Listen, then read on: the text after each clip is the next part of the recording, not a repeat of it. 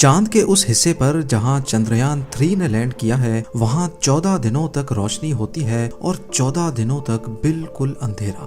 तो फिर इन 14 दिनों तक चंद्रयान 3 अर्थ पर मौजूद इसरो की टीम से कैसे कांटेक्ट कर पाएगा। इंडिया चांद पर सॉफ्ट लैंडिंग करने वाला चौथा मुल्क तो बन गया है, लेकिन यहाँ के साउथ पोल पर आज से पहले कोई और कंट्री अपना स्पेसक्राफ्ट क्यों लैंड नहीं कर पाई। और अपोलो 11 को चांद तक पहुंचने में सिर्फ 3 दिन जबकि चंद्रयान 3 को 40 दिन क्यों लग गए। जेम टीवी की वीडियोस में एक बार फिर से खुशामदीद। नाजरीन, 23 अगस्त 2023 को चंद्रयान 3 की चांद के साउथ पोल पर कामयाब लैंडिंग ने बेशुमार सवालात को जन्म दिया है। 1959 में जब सोवियत यूनियन के लूना 2 स्पेसक्राफ्ट ने चांद पर पहली लैंडिंग की तो उसके बाद एक एक करके पावरफुल नेशंस का चांद पर जाने का सिलसिला शुरू हो गया। अभी तक टोटल 12 कंट्रीज की जानिब से 138 मून मिशंस लॉन्च किए जा चुके हैं। तो अब सवाल उठता है कि चंद्रयान 3 ने ऐसा क्या किया है जिसकी वजह से पूरी दुनिया में इंडिया की धूम मची हुई है। बेशक अभी तक 138 लूनर मिशंस हुए हैं, लेकिन इसरो ने असल में वो कारनामा अंजाम दिया है जिसको आज तक कोई भी नहीं कर पाया। पहली बात तो ये कि इंडिया वो पहली कंट्री है जिसने चांद के साउथ पोल पे कामयाब लैंडिंग की है। साउथ पोल यानी चांद का निचला हिस्सा बेशुमार क्रेटर्स, बड़े बड़े पत्थरों और खतरनाक खाइयों से भरा हुआ है। और क्योंकि यहाँ सूरज ज्यादातर सेट ही नहीं होता, इसी वजह से ये खाइयां और बड़े बड़े क्रेटर्स परमानेंट शेडोज बना देते हैं जहाँ बिल्कुल अंधेरा होता है। और जाहिर है जब लाइट ही नहीं होगी तो यहाँ लैंडिंग कितनी मुश्किल हो पाएगी। इसके अलावा चांद का एटमॉस्फेयर अर्थ की तरह थिक नहीं है। इसका मतलब है कि जिन एरियाज पर सनलाइट पड़ती है वहाँ टेम्परेचर 120 डिग्री सेल्सियस तक पहुँच जाता है और जहां लाइट नहीं पड़ती वहां -250 डिग्री सेल्सियस। साउथ पोल पे इन शेडोज में इतनी ठंड होने की वजह से ऐसा माना जाता है कि यहाँ पर वाटर आइस मौजूद है, जो कि साइंटिफिक एतबार से दिलचस्प तो है, लेकिन ये एक्सप्लोरेशन में काफी मुश्किलात भी खड़ी कर सकती है। और जो सबसे बड़ा मसला यहाँ फेस करना पड़ता है वो है कम्युनिकेशन। चांद को देखा जाए तो इसका साउथ पोल अर्थ से ज्यादा दूर भी है और इसका कर्वेचर अर्थ का व्यू भी ब्लॉक कर रहा है। यहाँ लैंडिंग के वक्त रेडियो सिग्नल लॉस्ट होने का खदशा भी रहता है। 7 सितंबर 2019 को चंद्रयान 2 का विक्रम लैंडर चांद के साउथ पोल पे लैंड करने के लिए ऑर्बिटर से अलग होता है।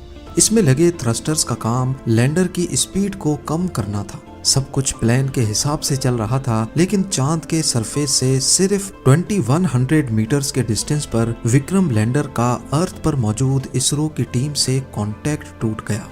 उसके बाद क्या हुआ ये किसी ने देखा तो नहीं, लेकिन एनालिसिस से ये इशारा मिलता है कि Vikram lander fine braking phase के दौरान अपने पाथ से हट गया था और ज्यादा स्पीड से चांद के सरफेस से जाकर टकरा गया। पर इस क्रैश का अभी तक कोई सबूत नहीं मिल सका। चंद्रयान 2 की क्रैश लैंडिंग के बाद 20 अगस्त 2023 को रशियन लूना 25 ने भी साउथ पोल पर लैंड करने की कोशिश की, लेकिन बदकिस्मती से उसका भी कांटेक्ट टूट गया, जिसके बाद उसको क्रैश डिक्लेयर कर दिया गया। तो अब सवाल उठता है कि साउथ पोल अगर स्पेस क्राफ्ट लैंडिंग के लिए इतना डिफिकल्ट है तो फिर यहाँ जाने की जरूरत ही क्या है। इसका सीधा साधा जवाब है फ्यूचर स्पेस मिशंस के लिए अपनी मुश्किलें आसान करना। किसी भी स्पेस मिशन के लिए रॉकेट को अर्थ की ग्रेविटी से निकालना एक बहुत बड़ा मसला होता है। एक रॉकेट के साथ बूस्टर्स लगते हैं जो कि एक्स्ट्रा लिफ्ट प्रोड्यूस करते हैं। इस पूरे प्रोसेस में हद से ज्यादा फ्यूल इस्तेमाल होता है। रॉकेट को लिफ्ट करने के लिए हैरत अंगेज तौर पे 5000 kg फ्यूल सिर्फ 1 सेकंड में जलता है। तो अब आप अंदाजा लगा लें कि जब तक रॉकेट स्पेस तक नहीं पहुंच जाता ये कितना ज्यादा फ्यूल बर्न करता होगा।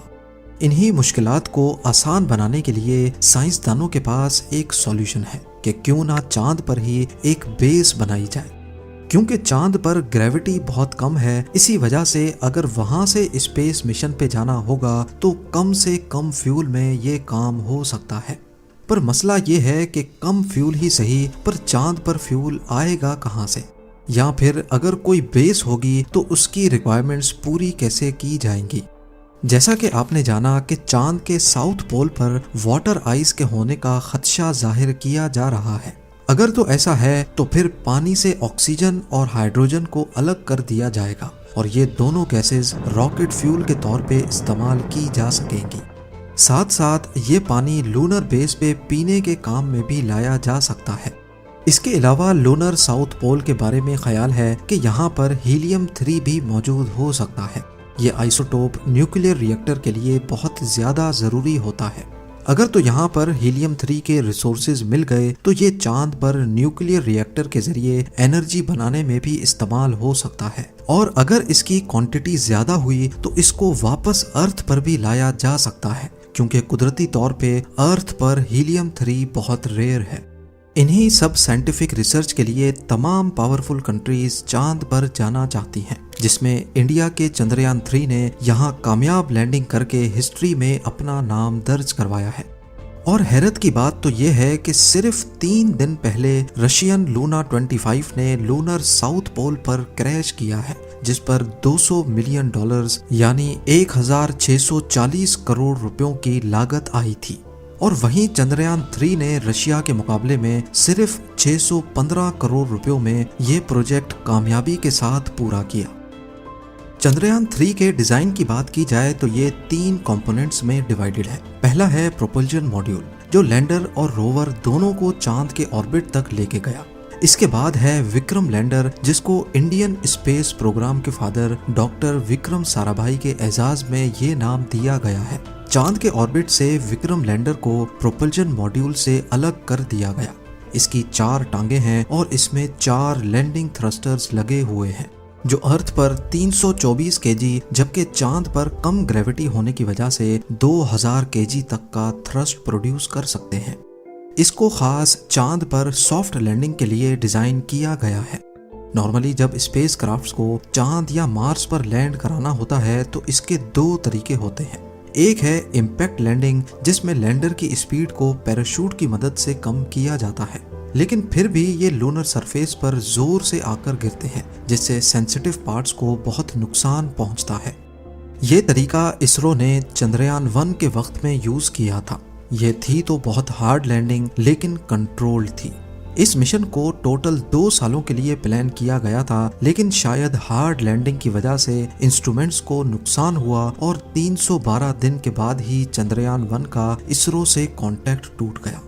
दूसरा तरीका है सॉफ्ट लैंडिंग, जिसमें लैंडर चांद के सरफेस के करीब पहुंचकर अपने थ्रस्टर्स को ऑन कर देता है। ये थ्रस्टर्स लैंडर की सिर्फ स्पीड को ही कम नहीं करते, बल्कि ये अपनी डायरेक्शन चेंज करके लैंडर को लैंडिंग साइट तक भी लेके जाते हैं। चंद्रयान 2 के मुकाबले में चंद्रयान 3 में वो तमाम चीजें खत्म कर दी गई थी जो चंद्रयान 2 की लैंडिंग के वक्त मसला कर रही थी। सबसे बड़ी चेंज ये थी कि इसमें वेरिएबल थ्रस्ट इंजन्स लगाए गए हैं, जो लैंडिंग के वक्त अपनी हॉरिजॉन्टल पोजीशन खुद कंट्रोल कर सकते हैं। इसके अलावा चंद्रयान 3 लैंडर में लेजर डॉपलर वेलोसिमीटर LDV भी लगाया गया है, जो 3 डायरेक्शन से लैंडर का एटीट्यूड डिटेक्ट कर सकता है। इसरो ने चंद्रयान 3 के विक्रम लैंडर को काफी मजबूत रखा है, इंस्ट्रूमेंट्स का आपस में कनेक्शन ज्यादा बेहतर बनाया है और एक्स्ट्रा बैकअप सिस्टम लगाए हैं, ताकि लैंडिंग के वक्त अगर कोई मसला होता भी है तो लैंडर को कम से कम नुकसान पहुंचे। लैंडर के अंदर मुख्तलिफ साइंटिफिक इंस्ट्रूमेंट्स तो हैं ही, लेकिन साथ एक रोबोटिक रोवर भी मौजूद है। 26 केजी का प्रज्ञान रोवर करीब 1 मीटर तक लंबा है। ये चांद की मुख्तलिफ लोकेशंस पर जाकर ऑन साइट एक्सपेरिमेंट्स करेगा।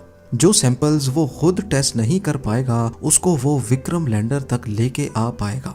अगर ये तमाम रिसर्च बिल्कुल ठीक अंदाज में हो गई तो इंडिया साउथ पोल में लैंड करने के साथ साथ यहाँ रिसर्च करने वाला पहला देश भी कहलाया जाएगा। लॉन्च की बात की जाए तो चंद्रयान 3 को LVM-3M4 रॉकेट के जरिए 14 जुलाई 2023 वाले दिन सतीश धावन स्पेस सेंटर से लिफ्ट किया गया था। पहले 14 जुलाई से लेकर 1 अगस्त तक ये अर्थ को ही ऑर्बिट करता रहा, जिसको ऑर्बिट रेजिंग फेज कहा जाता है। इसमें स्पेसक्राफ्ट को अर्थ के गिर्द कुछ इस तरह से ऑर्बिट कराया जाता है। ये तरीका इसलिए इस्तेमाल किया जाता है ताकि स्पेसक्राफ्ट अर्थ की ग्रेविटी को इस्तेमाल करके अपनी स्पीड बहुत ज्यादा तेज कर सके। 1 अगस्त को इसकी स्पीड अर्थ के ऑर्बिट से निकलने के लिए काफी हो चुकी थी। इसी मौके पर इसरो ने इसकी डायरेक्शन चांद की तरफ कर दी। इस एनिमेशन में ब्लू डॉट अर्थ है, पर्पल लाइंस चंद्रयान 3 का ऑर्बिट और ग्रीन लाइंस चांद का ऑर्बिट है। इसी तरह चांद के गिर्द भी इसका ऑर्बिट कुछ इस तरह का था। पहले दिन इसने चांद के गिर्द एक बहुत बड़ा ऑर्बिट किया, फिर एक एक दिन करके ये चांद के गिर्द और करीब आता गया। 17 अगस्त को विक्रम लैंडर प्रोपल्जन मॉड्यूल से अलग होकर चांद के और करीब आ गया और फिर 23 अगस्त को जब ये फासला सिर्फ 30 किलोमीटर रह गया तो थ्रस्टर्स ऑन करके ब्रेकिंग सिस्टम एक्टिवेट कर दिया गया। जब आखिर के सिर्फ 150 मीटर रह गए तो विक्रम लैंडर को 30 सेकंड्स के लिए होवर करवाया गया ताकि कोई परफेक्ट लैंडिंग स्पॉट ढूंढकर वहां लैंड करवाया जा सके। और फिर फाइनली 6:02 पे विक्रम लैंडर ने चांद के साउथ पोल पे लैंड करके एक नई तारीख कायम कर दी। पर क्या वजह है कि अपोलो 11 ने चांद का ये सफर सिर्फ 3 दिन में तय किया जबकि चंद्रयान 3 को पूरे 40 दिन लग गए? असल में ऐसा नहीं है कि चंद्रयान 3 चांद पर जल्दी नहीं पहुंच सकता था, ये सारी बात है प्रायोरिटीज की। अपोलो 11 एक क्रूड मिशन था, यानी ये वो पहला स्पेसक्राफ्ट था जिसको ह्यूमंस के साथ चांद पर लैंड करना था। यहाँ प्रायोरिटी क्रू को बाहिफाजत चांद तक लेके जाना और फिर वापस भी लाना था। इसी वजह से अपोलो 11 स्पेसक्राफ्ट के प्रोपल्जन सिस्टम को इतना स्ट्रॉन्ग रखा गया कि वो कम टाइम में ही इतनी स्पीड अचीव कर ले जिससे वो अर्थ की ग्रेविटी से बाहर निकल सके। दूसरी तरफ चंद्रयान 3 में कोई इंसान नहीं था। ये एक रिसर्च मिशन है जिसमें प्रायोरिटी जल्दी पहुंचना नहीं बल्कि अपने साइंटिफिक मकसद को हासिल करना है। चंद्रयान 3 की सक्सेसफुल लैंडिंग के बाद अब एक बहुत अहम सवाल उठाया जा रहा है कि जब चांद पर सनलाइट नहीं पड़ेगी तो विक्रम लैंडर और प्रज्ञान रोवर का क्या होगा, क्योंकि ये सोलर एनर्जी के जरिए ही खुद को ऑपरेट कर सकते हैं।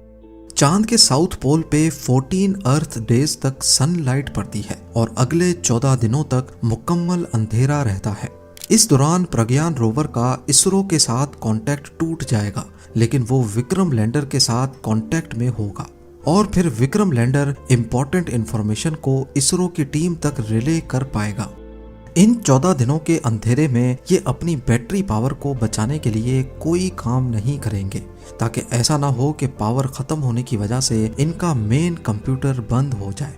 ये मिशन तब तक चलता रहेगा जब तक कि कोई मसला ना हो जाए और इसरो का लैंडर और रोवर के साथ कांटेक्ट हमेशा हमेशा के लिए टूट ना जाए। पर एक बात तो तय है कि विक्रम लैंडर और प्रज्ञान रोवर वापस अर्थ कभी लौट कर नहीं आएंगे, क्योंकि इनमें सिर्फ उतना फ्यूल ही था जितना लैंडिंग के वक्त इस्तेमाल हुआ था। ये वो चांद की वीडियो है जो लैंडिंग से सिर्फ 8 दिन पहले चंद्रयान 3 के पोजीशन डिटेक्शन कैमरा से रिकॉर्ड की गई थी और ये वीडियो 17 अगस्त की है जब विक्रम लैंडर प्रोपल्जन मॉड्यूल से अलग हो गया था। उम्मीद है जेम टीवी की ये वीडियो भी आप लोग भरपूर लाइक और शेयर करेंगे। आप लोगों के प्यार भरे कमेंट्स का बेहद शुक्रिया। मिलते हैं अगली शानदार वीडियो में।